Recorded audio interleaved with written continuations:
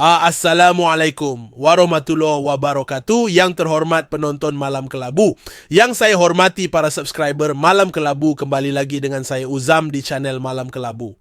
Pertama-tama marilah kita bersyukur kepada Allah yang telah melimpahkan rahmatnya sehingga kita dapat berkumpul di channel yang bombastis, spesial, mendidik, menghibur, memberi barokah, memberi informasi, apalagi kalau bukan di channel Malam Kelabu.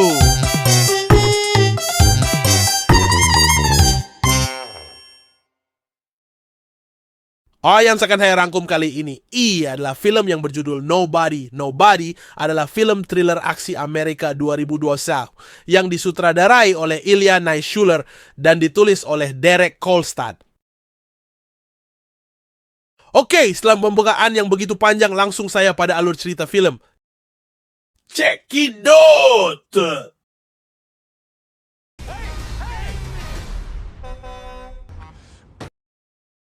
Kisah ini bercerita tentang seorang pria yang agak berumur yang bernama Hutch Hansel yang bekerja di suatu perusahaan di bagian administrasi. Perusahaan ini dimiliki oleh ayah mertua Hansel sendiri.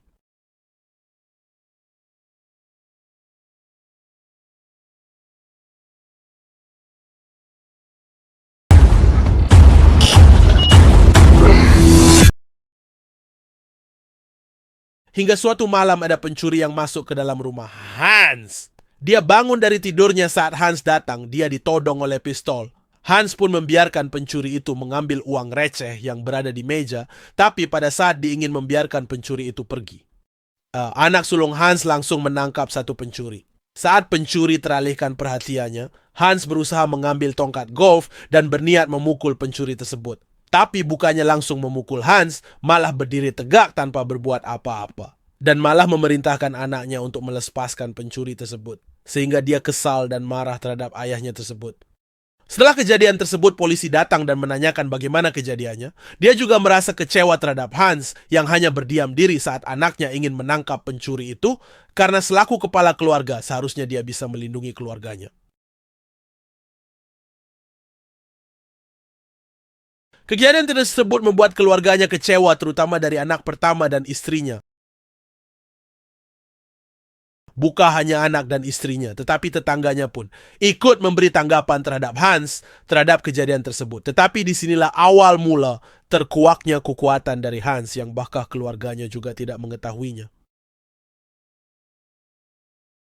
Bukan di rumah saja, saat dia bekerja juga dikomen oleh adik istrinya yang menyesalkan yang dilakukan Hans saat kejadian tersebut. Bahkan dia memberikan pistol agar Hans bisa berjaga-jaga dan menjaga kakak perempuannya. Jesus! Keep my sister safe, bro. Sedangkan pria pelontos ini adalah ayah mertua Hans dan juga pemilik perusahaan di mana Hans bekerja, yang menanyakan Hans tentang rencana dia untuk menjual perusahaan kepada Hans. Tetapi pria pelontos ini masih menundanya karena harganya yang kurang cocok. Di luar rutinitasnya, dia mempunyai rahasia yang berada di tempat kerjanya. Dia selalu berkomunikasi melalui radio tersebut dengan seseorang yang misterius. Percakapan Hans dengan orang misterius itu mengungkapkan mengapa dia membiarkan perampok tersebut. Dia sudah menganalisis bahwa kedua pencuri itu adalah pencuri amatir yang terpaksa melakukan hal tersebut. Karena masalah ekonomi, dilihat mereka hanya mengambil uang receh, serta pistol yang dibawanya pun hanya pistol tanpa peluru. Dari analisis yang mendetail ini, kita pasti lebih penasaran siapa sosok Hans ini sebenarnya. Pada saat pulang pun Hans agak menyesal karena tidak bisa menjadi sosok kepala keluarga yang bisa melindungi keluarga kecilnya. Tetapi pada saat masuk ke rumah, anak keduanya Hans mengeluhkan bahwa kalung anjingnya mungkin terbawa oleh pencuri tersebut. Disinilah karakter utama mulai beraksi. Dia keluar tanpa menyebutkan sepatah kata pun.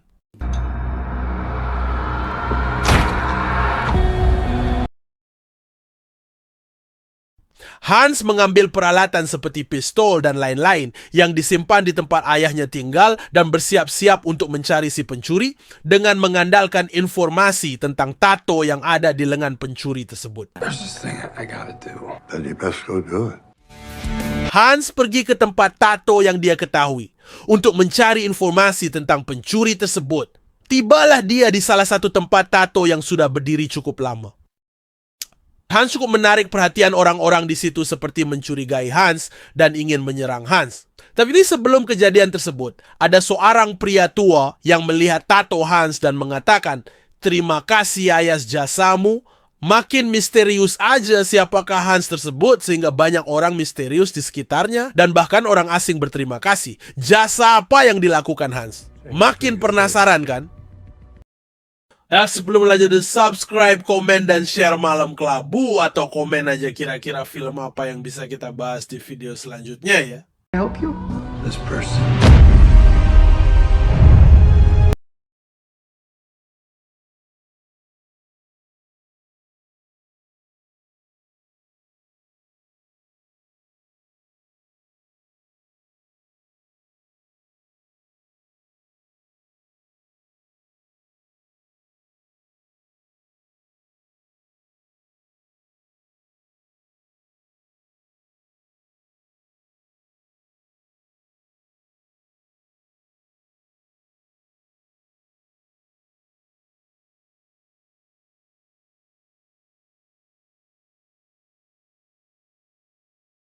Saat Hans pulang, dia menahan amarahnya karena tidak bisa berbuat apa-apa, walau pencurinya sudah ditemukan.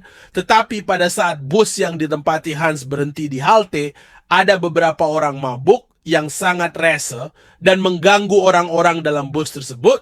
Hans tersenyum, akhirnya ada sesuatu yang bisa dia lampiaskan dari amarahnya. Saat mereka sudah masuk ke dalam bus, dia menyuruh sang sopir wanita keluar agar dia bisa leluasa menghajar para pemabuk tersebut. I'm gonna fuck you up. Terjadi perkelahian antara solo versus squad. Walaupun Hans pria parubaya, dia melawan anak muda seperti bukan apa-apa.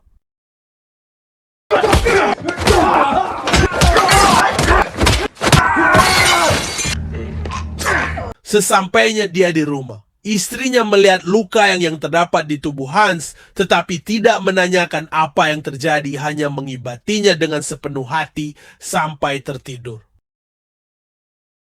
Dengelkan sebentar dulu keluarga Hans, serta kemisteriusannya dan pindah ke seorang pria Rusia yang bernama Yulian. Masuk ke dalam diskotik dan langsung berjoget menemani biduan berbaju merah. Saat dia selesai berjoget, mafia yang lain menanyakan hal tersebut tidak mencerminkan citranya sebagai seorang mafia yang dipercaya sebagai penyimpanan uang mafia lainnya. Setelah ditegur, Yuli langsung menunjukkan keberingasannya dengan mengorok seorang tamu di diskotik tersebut di depan para mafia lain. Setelah kejadian tersebut, dia ditelepon oleh seseorang yang mengabarkan bahwa adiknya masuk rumah sakit karena dipukuli oleh seseorang. Sesampainya dia di rumah sakit, dia menginterogasi teman-teman adiknya siapa yang telah melakukan hal tersebut terhadap adik seorang mafia Rusia. Dan dia mendapatkan kartu identitas Hans yang didapat dari temannya adiknya.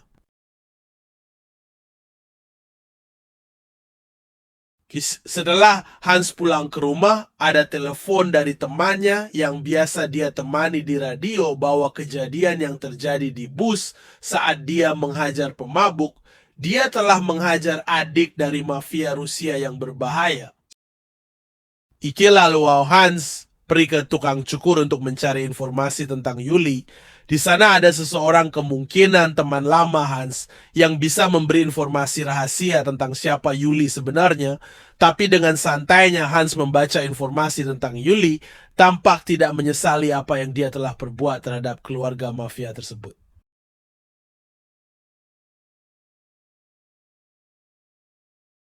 Pimpuati hanya Hans yang mencari informasi terhadap Yuli, begitu juga sebaliknya Yuli juga mencari informasi terhadap Hans menggunakan kartu identitas yang ditinggalkan Hans di bus. Staf Yuli bukan hanya mencari informasi tentang kehidupan Hans sekarang, tetapi juga kehidupan Hans di masa lalu. Bahkan saking brutalnya Hans di masa lalu, staf yang mencari informasi terhadap Hans langsung mengundurkan diri dari pekerjaannya karena tidak mau berurusan dengan Hans.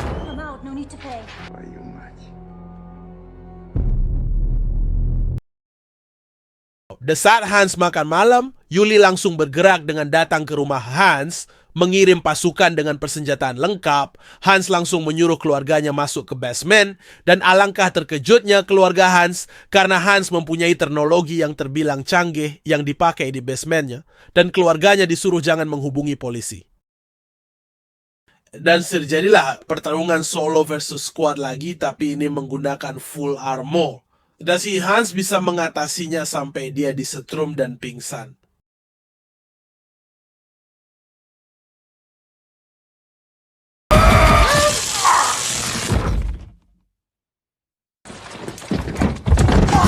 Dia ditangkap dan dibawa di bagasi mobil. Tapi seperti bukan pertama kali dia telah disekap, ada saja akal dari Hans untuk keluar dan kabur dari pasukan Yuli tersebut.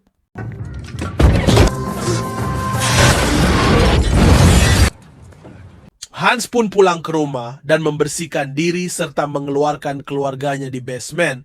Keluarganya pun terkejut banyak orang yang tergeletak di lantai dan membawa mereka ke tempat aman agar pasukan Yuli tidak menyerang mereka. Walaupun sang istri menanyakan apa yang terjadi, dia meminta sang istri percaya dan menyerahkan urusan ini pada Hans. Hans membuka penyimpanan koin emas yang mungkin dia kumpulkan di masa lalu untuk merencanakan sesuatu terhadap Yuli. Scan pindah ke rumah ayah Hans. Di sana ada pasukan yang dikirim Yuli untuk membunuh ayah Hans. Mungkin itu rencana awalnya, tetapi tidak dengan realitanya yang bahkan tentara bayaran Yuli bukan apa-apa di depan ayah Hans yang sudah tua itu.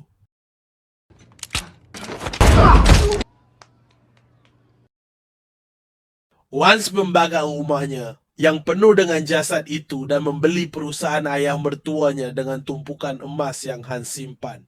Adik ipar Hans menolak kesepakatan tersebut dan ingin memukul Hans. Tetapi bukan Hans yang dipukul, tetapi pria brewok itu yang tumbang dengan sekali bogem. Adik iparnya pun menjadi sesak. Hans menenangkan adik iparnya agar bisa bernapas. Dan di sisi lain, Yuli terkejut pasukan yang dikirimnya, bahkan asisten terbaik Noah telah tumbang semuanya.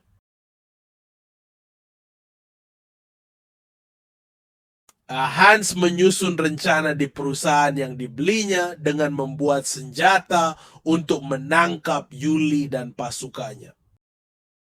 Rencana diawali Hans yang datang ke gudang penyimpanan uang milik Yuli dan membantai semua pasukan di sana. TPI dilihat dari mukanya yang tenang Hans, sepertinya pernah di kondisi tersebut menunjukkan bagaimana kebrutalan dia di masa lalu.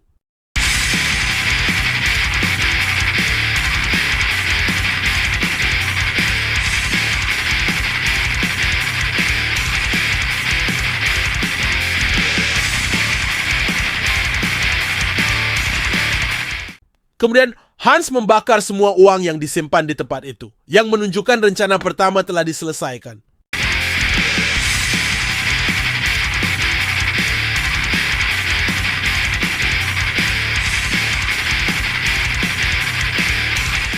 Kemudian kesigmaan Hans ditunjukkan di scan yang sedang makan dengan santainya di bar milik Yuli.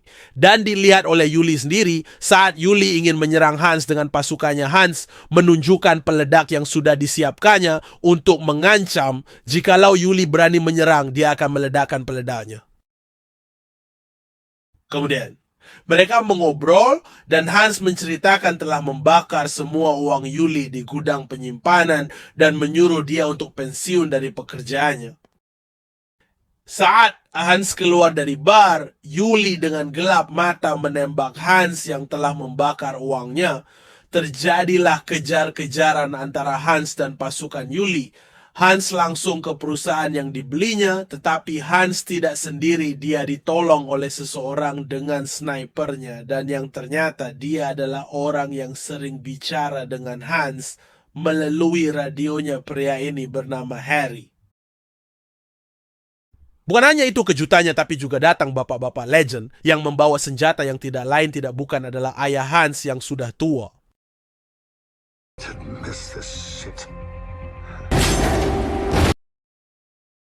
Kehebatan teman Hans bisa dilihat dari dia bertarung jarak dekat walaupun menggunakan sniper dan menembak sasaran dengan hanya satu peluru.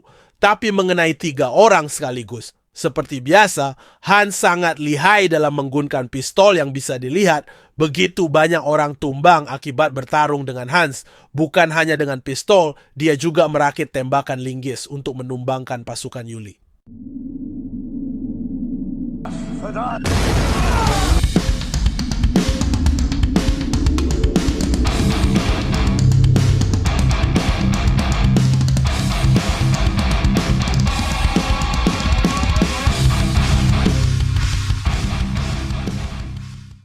Setelah semua pasukannya tewas, Yuli yang masih hidup menembak bahu Harry. Hans menyusun rencana dengan menempelkan peledak di kaca anti peluru dan mendekatkannya ke Yuli. Boom! Meledak di dekat Yuli. Setelah semua ini berakhir, Hans pun ditangkap oleh polisi dan dimintai keterangan apa yang terjadi. Tetapi belum sempat menanyakan sesuatu, kedua polisi itu mendapat telepon yang menyuruh mereka membebaskan Hans. Dan polisi itu bertanya siapakah dia. Dia menjawab, aku bukan siapa-siapa. Begitulah cerita dari film Nobody. Semoga Anda semua terhibur oleh alur cerita yang Malam Kelebu buat. Kalau ada rekomendasi film yang bisa kita bahas, jangan lupa komen, subscribe, share. Dan juga terima kasih telah menonton channel Malam Kelabu. Sampai jumpa.